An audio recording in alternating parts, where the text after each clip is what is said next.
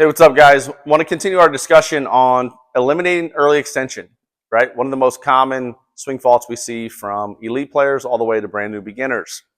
If you haven't watched my previous video on the three forces and torques that we're creating in our golf swing, definitely suggest to go back and watch it. Simply because if we want to know how to eliminate something, we have to know the why and the how that we're creating that pattern in the first place, right? Really important to me as a coach that players have an understanding of what's going on. And every player is different, and so every player needs to know maybe a different level of understanding. But if we don't understand why and we don't understand how, we're less likely to be able to change the pattern, okay?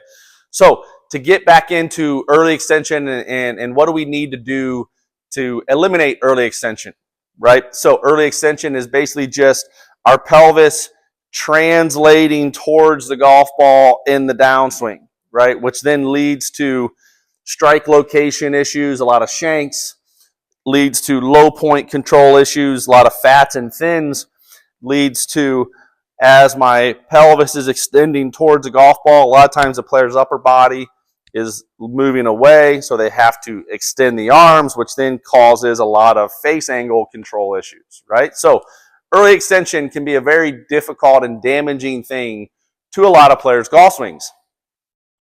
I will say, as I always say, that there are plenty of players, Jack Nicklaus, right, GOAT, plenty of players who have early extended their entire careers, and it actually benefited them, okay?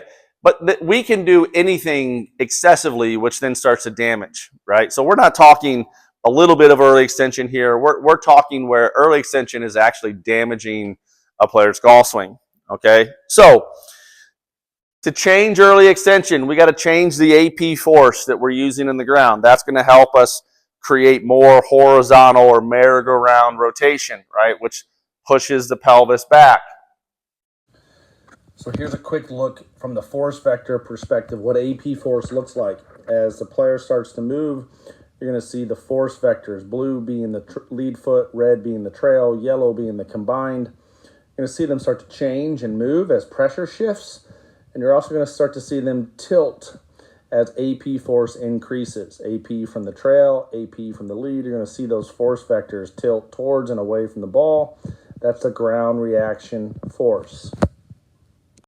So AP force is just, am I pushing towards the golf ball or away from the golf ball, right, throughout my golf swing? It's this shearing force. Once again, sort of explained in the previous video.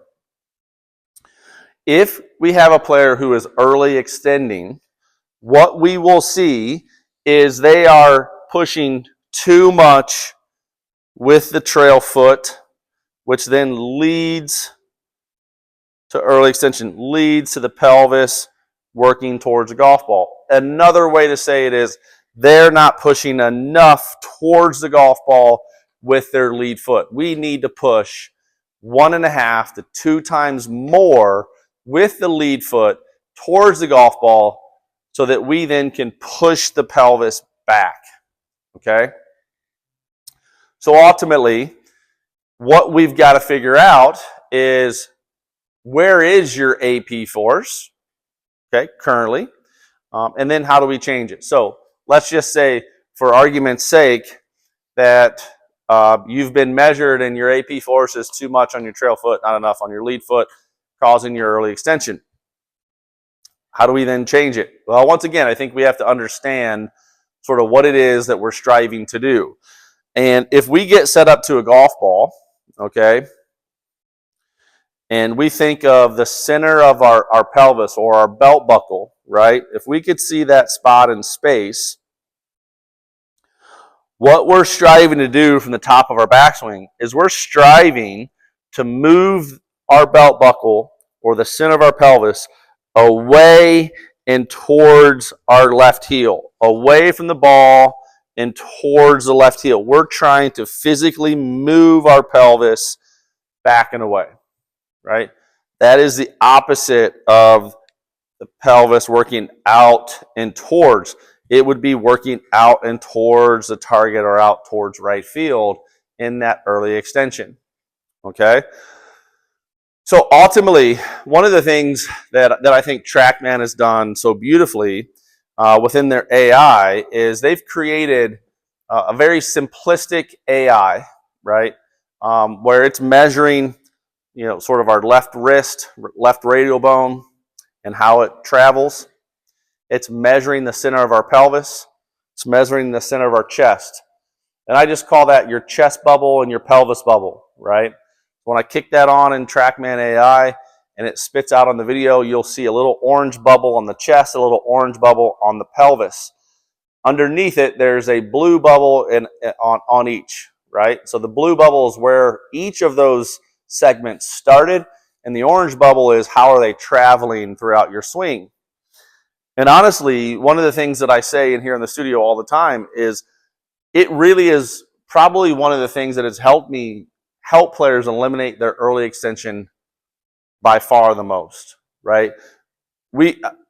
I've done every drill that every other golf instructor has done. The wall drill, put your butt on the wall, put a chair behind you, and leave your butt on the chair as you swing, right? I've done all those drills, and the reality of it is those drills barely move the needle, if ever move the needle for a player.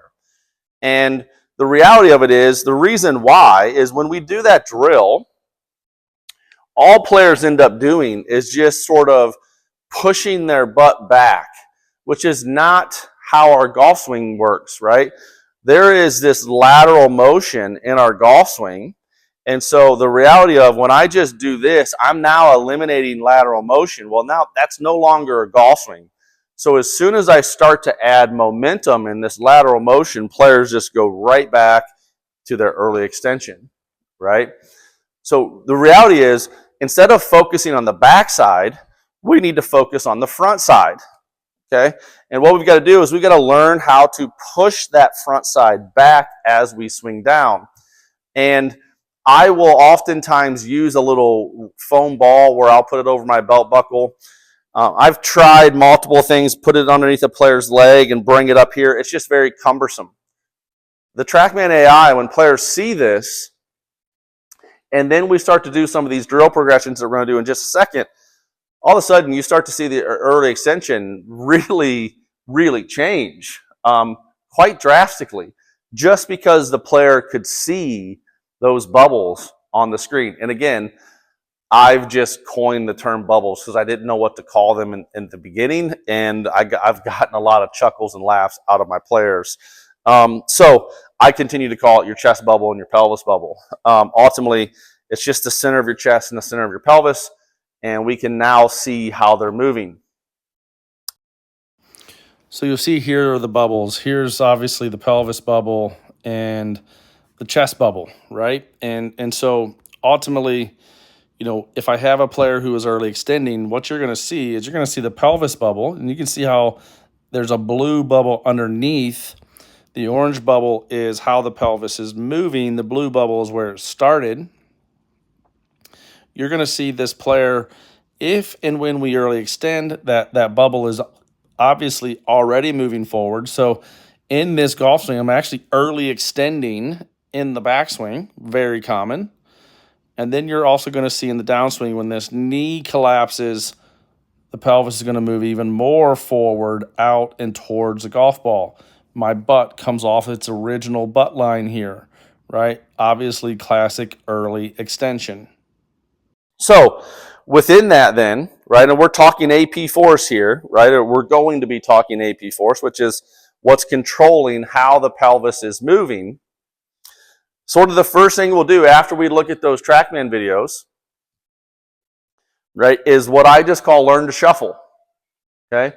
We got to learn how to push against the ground that then shoves the pelvis back. That's what we're striving to do, because early extenders push against the ground that allows the pelvis to translate forward, okay? And sort of before I start to dive into this, I'll just say, John Eisman, one of the best instructors on the planet, especially then when it comes to force plates and how players are using the ground. I was at a facility in DC a year ago or so, And, he said something that literally made me stop. And I said to him, say it again. And he said, when I have players come in, I'll give them this idea of, golfers, as we're swinging the golf club, they're just standing on the ground and they're swinging, right? If you're waiting to use the ground, it's too late. And I said, say that again. And he said, golfers stand there and swing. If you're waiting to use the ground, it's too late. We need to be using the ground even in our setup. We need to be actively pushing into the ground as we are standing here getting ready, not just standing on the ground swinging, right? And that was just one of those light bulb moments for me that struck a chord and is absolutely the truth. So, learning to shuffle, right? Basically, what I'll have players do is just drop their club, right? And again, early extenders, their pelvis moves towards the ball, upper body moves away. We've got to learn to push against the ground to shuffle backwards. And I think I've never met somebody yet who can't do what I just did. We just sort of stand there, push against the ground, and we shuffle backwards, okay? At the end of the day, if I did that, my early extension is eliminated. And you will see when I do that again, as I do that, my legs extend, my pelvis goes back, my chest moves down, right? That's the opposite of early extension. Early extension is pelvis moves forward, right? Upper body moves back. Obviously, now we got to learn to do that with a golf club. So now I'll say, all right, grab your club, take a swing, and shuffle backwards. Player does that a couple times, right? I'll show them the video. I'll record it. I'll show them the video. What they're doing, right, is they're pushing into the ground towards the ball enough to shove their pelvis backwards. All of a sudden, they've got room with their arms. They're no longer dumping it under with their lower body, right, early extending. Now, obviously, as I said from the very beginning, we need to do that 1.5 times to 2 times more with the lead foot. So it's not we're just shuffling backwards. But ultimately, we got to learn that functional movement, in my opinion, right? So I'll then bring out sort of like a force pedal, right, for a player. Put that underneath the lead foot. And all this is the force pedal. It's a great little training tool. It's squishy, so we can really feel it underneath the foot, but it grips to where when I push, it's not sliding and moving, right? So ultimately, to eliminate early extension and to get 1.5 to 2 times more push towards the golf ball with my front foot, I got to put that force pedal underneath the ball of my foot. The point of application and where I'm pushing is important. We can't push very hard from our heels. We can't push very hard all the way out in our toes. And that's really one of the things that we'll see from early extenders is they get everything a lot of times way out into the toes, and then they can't push towards the golf ball, right? They're just pushing up, okay? So we put that underneath the lead foot.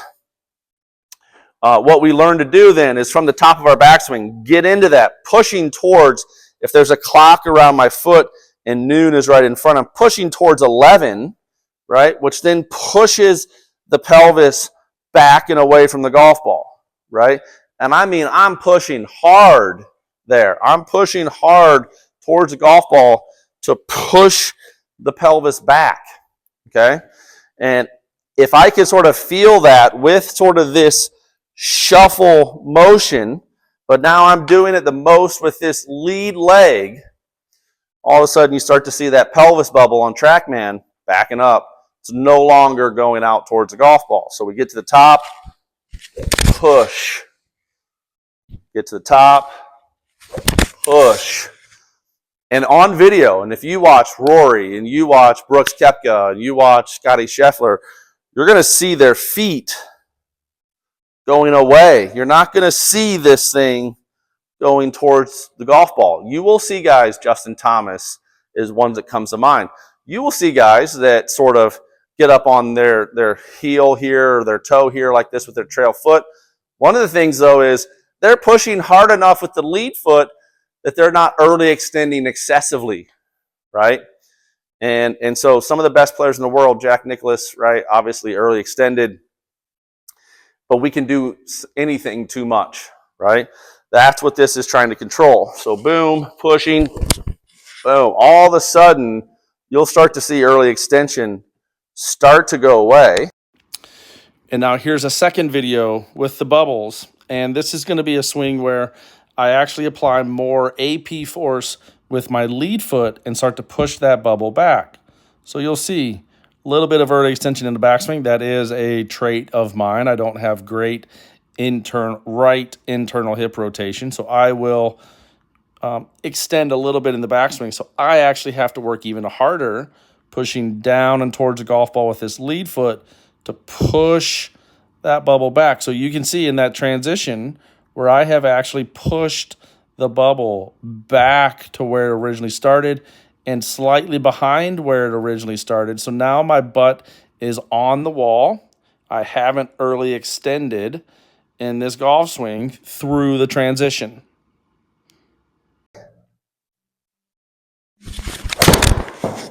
You'll start to see ball striking get really, really solid on the face. You'll start to see low point really get solid.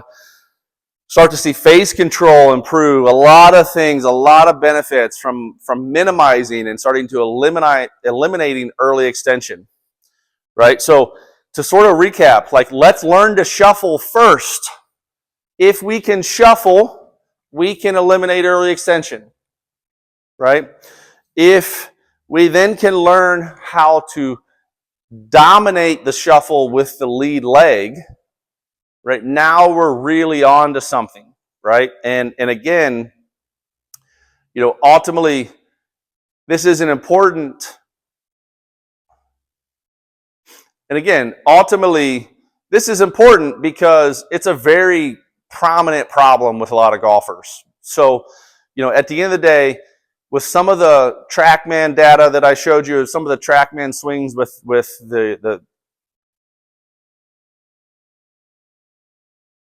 some of the TrackMan swings with the chest bubble and the pelvis bubble, with some of the force plate data that I showed you in there, starting to understand how to push against the ground a little bit differently, how to think about controlling the pelvis maybe a little bit differently, I think starts to eliminate your early extension and starts to get you to strike the golf ball better and shooting better scores.